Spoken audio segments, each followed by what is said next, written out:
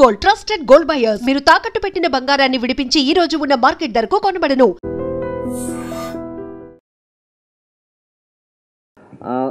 This is ఈరోజు we are having this press meet with regard to two incidents. ఒకటి on 10th రోజు Kukatpally PS లిమిట్స్లో అపార్ట్మెంట్స్లో జరిగిన ఒక మర్డర్ గురించి, అండ్ సెకండ్ నిన్న ఒక robbery in Shankarpally PS limits జరిగింది దాని గురించి. So will start with that Kukatpally అది ఫస్ట్. సో మీ అందరికి ఐడియా ఉంది, ఇట్ వాజ్ చాలా కవర్డ్ మ్యాటర్ ఇది. ఆన్ 10th రోజు కుకట్పల్లిలో స్వాన్ లేక్ అపార్ట్మెంట్స్లో ఒక విక్టిమ్ రేణుకా అగర్వాల్ వాళ్ళని వాళ్ళ ఇంట్లో పని ఒకరు ఇంకొకరు రోషన్ వారికి చంపేసి వెళ్ళిపోయారు. సో దాంట్లో ఈ హర్ష అని పర్సన్కి వాళ్ళు ఒక ఫ్యూ డేస్ ముందు prior to the murder engage చేశారు యాజ్ అ హౌస్ హెల్ప్గా. ఆయన he belongs to Ranchi of Jharkhand. And ఆయనతో పాటు ఈ రోషన్ అనే వ్యక్తి, ఆయన కూడా అక్కడే అదే అపార్ట్మెంట్స్లో ఇంకో ఫ్లోర్లో ఇంకొక వాళ్ళ ఇల్లులో పనిచేసేవాడు. సో దే థాట్ దట్ వాళ్ళకి చాలా ఈ డబ్బులు ఉన్నాయి అండ్ జ్యువెలరీ కూడా ఉంది. ఆ ఆశతో when nobody was there at the house, ఆ విక్టిమ్ వాళ్ళ హస్బెండ్ వాళ్ళ సన్ వర్క్కి బయటకు వెళ్ళారు. వెళ్తే in the afternoon after the ఇంకొక మేడ్ వాళ్ళ ఇంటిలో పనిచేస్తుంది, ఆమె వెళ్ళిపోయినాక these people first hit her with pressure, అక్కడ ఉన్న ప్రెషర్ కుక్కర్తో, దాని తర్వాత కట్టేసి they slit her throat and went away with whatever valuables was there in the house. So దానికి మనకి ఒక 2 days పడింది to trace them. Multiple teams తయారు చేశాము of local police, CCS, SOT అందరూ కలిసి ఎఫర్ట్స్ చేశారు. సో నిన్న late night finally in Ranchi దగ్గర వాళ్ళ ఇద్దరు అఫెండర్స్ మనకి దొరికారు. సో ఈ ఇద్దరు అఫెండర్స్ ఆ దగ్గర ఉన్న వాళ్ళు ముందు నుంచి పరిచయం. దాంట్లో వీళ్ళ ఇంట్లో పనిచేసే Harsha who's the main offender, he has a history of substance abuse, అంటే డ్రగ్ కన్జ్యూమ్ చేసే మనకి దాని గురించి కొన్ని డాక్యుమెంట్స్, అంటే ఆయన ఒక రీహాబ్ సెంటర్ కలకట్టాలో కూడా అడ్మిట్ అయ్యాడు ఫర్ డ్రగ్ రీహాబిలిటేషన్ కోసం. సో నిన్న కూడా మన వాళ్ళకి పట్టుకుంటప్పుడు కూడా he was under intoxication of drugs అని తెలుస్తుంది. సో ఆయనతో పాటు ఆయనకి ఈ రోషన్ వాళ్ళ బ్రదర్ హూ హెల్ప్ దెమ్ అక్కడ దాచిపెట్టడంలో హెల్ప్ చేయడానికి ఆయన కూడా అప్రిహెండ్ చేశాం. సో ఈ ముగ్గురికి అక్కడ లోకల్ కోర్టులో ప్రొడ్యూస్ చేసి ఈరోజు ట్రాన్సిట్ వారెంట్ తీసుకొస్తాం అక్కడ నుంచి. సో వీళ్ళు ఇక్కడ మర్డర్ జరిగిన వెంటనే బైక్లో బయటకు వెళ్ళిపోయి హఫీజ్పేట్ దగ్గర ఒక క్యాబ్ ఎంగేజ్ చేసుకొని ఆ క్యాబ్ ద్వారా రాంచీకి చేరుకున్నారు. సో అపార్ట్ ఫ్రమ్ మన టెక్నికల్ ఎవిడెన్స్ అండ్ వాళ్ళకి ఫాలోఅప్ చేయడంతో దాని కాకుండా క్యాబ్ వాడు డ్రైవర్ తీసుకున్నారు, మీడియాలో చాలా చూసి ఇలా జరిగిందని ఆయన కూడా వాళ్ళ ఓనర్ ద్వారా, ఆ క్యాబ్ కంపెనీ ఓనర్ ద్వారా ఇన్పుట్స్ ఇచ్చాడు. సో అదితో మాకు కన్ఫర్మేషన్ కూడా వచ్చింది.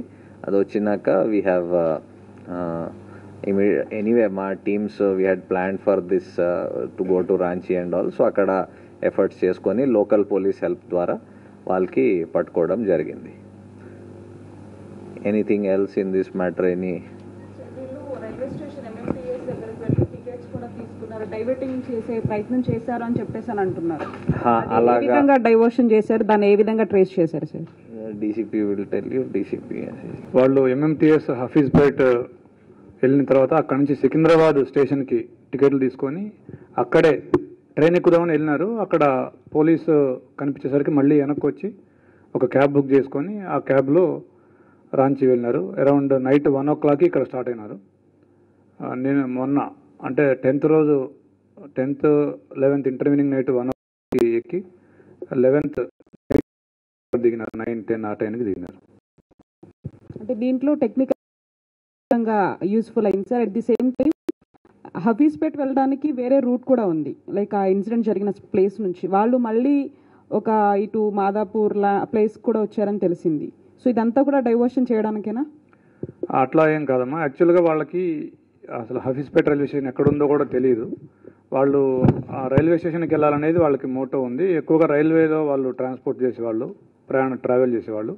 సో ఒక 2-3 అడిగి రైల్వే స్టేషన్ ఎక్కడ ఉందని వెళ్ళి అక్కడికి వెళ్ళి అక్కడి నుంచి మళ్ళీ సికింద్రాబాద్ వెళ్ళి అక్కడి నుంచి ట్రైన్లో పోదామని వాళ్ళ ప్లాన్ ఉండేది.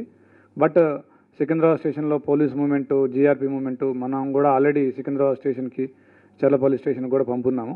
అవన్నీ చూసి మళ్ళీ వాళ్ళు వెనక్కి వచ్చి క్యాబ్ ఎంగేజ్ చేసుకుని క్యాబ్లో వెళ్ళటం జరిగింది. అంటే ఇది వేరే స్టేట్స్ నుంచి ఇట్లా పని మనుషులు పెట్టుకుంటున్నారు కదా సార్ మళ్ళొక్కసారి, ఎందుకంటే గతంలో కూడా చాలా ఇన్సిడెంట్స్ అయినాయి. ఆ వేరే స్టేట్ వాళ్ళు ఈ విధంగా పని మనుషులుగా పెట్టుకున్నప్పుడు వాళ్ళ ఇంట్లో ఉన్నటువంటి బంగారాన్ని దోచుకెళ్లేటటువంటి ప్రయత్నంలో భాగంగా చాలా ఇన్సిడెంట్స్ చూసాం. మరొకసారి ఈ విధంగా ఇంట్లో పెట్టుకునే వాళ్ళకి ఎటువంటి మెసేజ్ ఇస్తారు పోలీసు తరఫు నుంచి? ఇది చాలా రోజు ఇది ఇలాంటి టైప్ ఇన్సిడెంట్ కొత్తగా జరగడం ఇది ఫస్ట్ టైం కూడా కాదు. ఇది ఫర్ మెనీ ఇయర్స్, డికేడ్స్ నుంచి ఇలాగ ఇన్సిడెంట్స్ జరుగుతున్నాయి. అండ్ ప్రతిసారి పోలీస్ ఆల్వేస్ అడ్వైజెస్ అందరికీ దట్ మీరు ఎవరికైనా ఇంట్లో ఎంప్లాయ్ చేసే ముందు, స్పెషల్లీ ఇంట్లో రిసైడ్ చేసేటప్పుడు, అంటే బయట నుంచి వచ్చి పని చేసి వెళ్ళిపోతారు, అది ఒక విధంగా ఉంటుంది. కానీ స్పెషల్లీ ఇంటిలో అకామిడేషన్ ఇచ్చి వాళ్ళకి పని వాళ్ళ రిసైడ్ చేసి అక్కడ పని చేసుకోవడం, దాంట్లో డబ్లీ కేర్ఫుల్ ఉండాలి.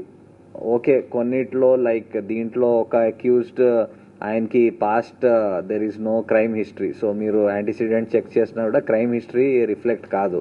కానీ ఇంకొక రోషన్, ఇంకొక వాళ్ళ ఇల్లు పనిచేసేవాడు, ఆయన మీద 2023లో 3 కేసులు రిజిస్టర్ అయినాయి అక్కడే రాంచీలో.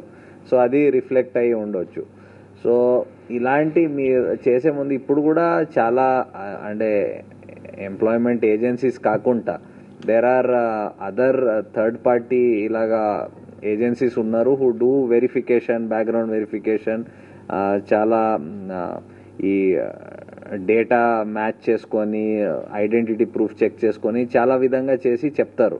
సో అలాంటి ఏజెన్సీస్ కూడా ఎంప్లాయ్ చేసుకోవడం బాగుంటుంది. అండ్ కొన్ని సంవత్సరం ముందు యాక్చువల్లీ పోలీస్లో మీ హౌస్ హెల్ప్ పర్టికులర్స్ కూడా ఇన్ఫార్మ్ చేయమని లోకల్ పోలీస్ స్టేషన్లో, సో దట్ మేము కూడా రికార్డ్ పెట్టుకుంటాం, అది కూడా ఒక డెటరెన్స్ లాగా ఉంటుందని కూడా చాలా అడ్వైస్ చేశాము. బట్ అంటే ఆ స్పందన పబ్లిక్ నుంచి వి డిడ్ంట్ సీ అంత వచ్చి మా దగ్గర చేయడం. So we will again advise everybody to specially ఇంట్లో రిసైడ్ చేసి అకామిడేషన్ ఇచ్చి పని చేసిన వాళ్ళకి డబ్లీ వెరిఫై చేయాలి. And you are free to inform ఎవరికి మీరు ఎంప్లాయ్ చేశారు with ID proofs and all at the local police station. చెప్తారు టీచింగ్. రికవరీ వచ్చేసి వీళ్ళు తీసుకుపోయింది ఒక 7 తులాస్ గోల్డ్, ఏవిడైతే ఆవిడ వేరే చేసిందో, బ్యాంగిల్స్, ఒక స్మాల్ నెక్లెస్ అండ్ రింగ్స్, అవి మొత్తం కలిపి ఒక అరౌండ్ 7 అంటే 6.7 తులాస్ ఎగ్జాక్ట్లీ. అది అక్కడికి వెళ్ళగానే ఇమీడియట్గా వీళ్ళు నిన్ననే వాళ్ళు దాన్ని సేల్ చేసి కొద్దిగా అమౌంట్ తీసుకున్నారు. We're now being seizing it. And ఒక వాచెస్, ఒక 16 వాచెస్, ఒక 2 ఓల్డ్ మొబైల్ ఫోన్స్, అవి వాడట్లేదు, మోటరోలా ఫోన్స్, చాలా ఓల్డ్వి. తర్వాత యాక్చువల్గా రోల్డ్ గోల్డ్ ఆర్నమెంట్స్, వీటి కోసం యాక్చువల్గా వాళ్ళు ఈ రోల్డ్ గోల్డ్ని అతను కబోర్డ్స్ అవి తుడిచేటప్పుడు ఆ రోల్డ్ గోల్డ్ని చూసి అది రియల్ గోల్డ్ అనుకొని వాటిని తీసుకెళ్దామనే ప్రధాన ఉద్దేశంతో చేసినట్టుగా మాకు చెప్పినారు. సో ఇప్పుడు వీళ్ళిద్దరు కూడా ఏజెన్సీల ద్వారానే రిక్రూట్ అయ్యారు అనేటువంటి విషయం కూడా తెలుస్తుంది. బంధువుల ఫ్యామిలీలోనే పనిచేస్తున్నారు, ఒకే అపార్ట్మెంట్కు సంబంధించిన వేరు ఫ్యామిలీస్లో పనిచేస్తున్నారని తెలిసింది. అసలు ఈ మర్డర్ చేయాలనేటువంటి ఆలోచన, ఆ దుర్బుద్ధి కలిగింది వీళ్ళిద్దరిలో ఎవరికి కలిగింది? సో వీటితో పాటు అసలు ఇంత పెద్ద మొత్తంలో దొంగిలించడం వెనకాల వీళ్ళు అగర్వాల్ ఫ్యామిలీ వీళ్ళు స్టీల్ వ్యాపారం చేస్తున్నారని కూడా తెలుస్తుంది. సో మనీని క్యారీ చేస్తున్నటువంటి సందర్భంలోనే ఇదంతా చూసి ఆశ పుట్టిందా? అసలు ఏం చెప్తారు సార్? యాక్చువల్గా వీళ్ళు ఇతను 10 రోజులైంది ఇంటికి వచ్చి, ఈ 10 రోజుల్లో కూడా వీళ్ళు క్యాష్ ఎలాంటి ఇది లేకుండా వాళ్ళు డిస్ప్లే చేస్తూ ఉండేవాళ్ళు, ఇవ్వడం కానీ తీసుకెళ్ళడం కానీ ఇంటికి తీసుకెళ్ళడం అట్లాంటివి ఇతను చూసేవాడు. దాంతోపాటుగా కబోర్డ్స్ తుడిచేటప్పుడు ఆ gold especially rolled gold ornaments ఇవన్నీ చూసి వీళ్ళు వెల్తీ పీపుల్ అని అనుకొని 8th నుంచి వీళ్ళిద్దరు ప్లాన్ చేసినారు. 8th, 9th and 10th morning ఈ 3 రోజులు కూడా వీళ్ళు చాలాసార్లు వీళ్ళిద్దరు డిస్కస్ చేసుకోవడం జరిగింది. యాక్చువల్గా ఎవరైతే A2 ఉన్నాడో రోషన్, ఇతను 14th ఫ్లోర్లో వర్క్ చేస్తాడు. వీళ్ళకి క్లోజ్ ఫ్రెండ్ ఇంట్లో. A1 వచ్చేసి 13th ఫ్లోర్లో ఇప్పుడు డిసీజ్డ్ హౌస్లో పనిచేస్తాడు. వీళ్ళిద్దరు కూడా చాలాసార్లు డిస్కస్ చేసుకొని 8th నుంచి ప్లాన్ చేసుకొని మెయిన్గా బంగారం అనే డబ్బుల కోసం ఈ పని చేయడం జరిగింది. యాక్చువల్గా 30th రోజున వీళ్ళు తూప్రాన్లో ఒక రిసార్ట్లో కలిసినారు. ఒక బర్త్డే పార్టీ కోసం కలిసినారు. వీళ్ళ ఫ్రెండ్ రాజా అనే అతని బర్త్డే కోసం వాళ్ళు కలిసినారు. ఒక 9 మెంబర్స్ కలిసినారు అక్కడ. బట్ దీనికి ఏమి సంబంధం లేదు. వీళ్ళకి 8th నుంచే ఈ ఐడియా వచ్చిందని చెప్తా ఉన్నారు. కంపెనీస్ ఉన్నాయి హూ ఆర్ డూయింగ్ ఈ థర్డ్ పార్టీ ఈ వెరిఫికేషన్ చేస్తున్నారు బై వే ఆఫ్ ఇప్పుడు ఒక పర్సన్కి మల్టిపుల్ ఐడెంటిటీ ప్రూఫ్స్ ఉంటాయి. లైసెన్స్ ఉండొచ్చు, ఆధార్ ఉండొచ్చు, పాస్పోర్ట్ ఉండొచ్చు, ఇంకా పాన్ కార్డ్ ఉండొచ్చు, అలాంటివి ఉన్నాయి. అది కాకుండా వాడికి ఎక్కడైనా కేసెస్ నమోదై ఉండొచ్చు, కోర్ట్స్లో మ్యాటర్స్ పెండింగ్ ఉండొచ్చు. ఇలా కొన్ని ఏజెన్సీస్ వచ్చాయి. ఇవన్నీ కంపేర్ చేసి రిపోర్ట్స్ కూడా ఇస్తున్నాయి. సో బోత్ ఎంప్లాయ్ చేసిన ఇండివిజువల్స్ కూడా అండ్ ఎంప్లాయ్మెంట్ ఏజెన్సీస్ కూడా వెరిఫికేషన్ చేసుకోవడం చాలా ఇంపార్టెంట్. అది కాకుండా బయట నుంచి ఇప్పుడే చెప్పాను, ఎవరికైనా మీరు ఇంట్లో అకామిడేషన్ ఇచ్చి పని చేస్తున్న వాళ్ళకి పోలీస్ స్టేషన్లో రిపోర్ట్ చేస్తే ఒక డెటరెన్స్ లాగా వస్తుంది. ఆయన కూడా తెలుస్తుంది దట్ ఓకే ఆయన డీటెయిల్స్ లోకల్ పోలీస్కి ఇన్ఫార్మ్ చేశారు, ఐడి ప్రూఫ్ చెప్పారు. సో అది ఒక డెటరెన్స్ లాగా కూడా పనిచేస్తుంది. సో అది కూడా చేయడానికి మేము ఎంకరేజ్ చేస్తాము అందరికీ.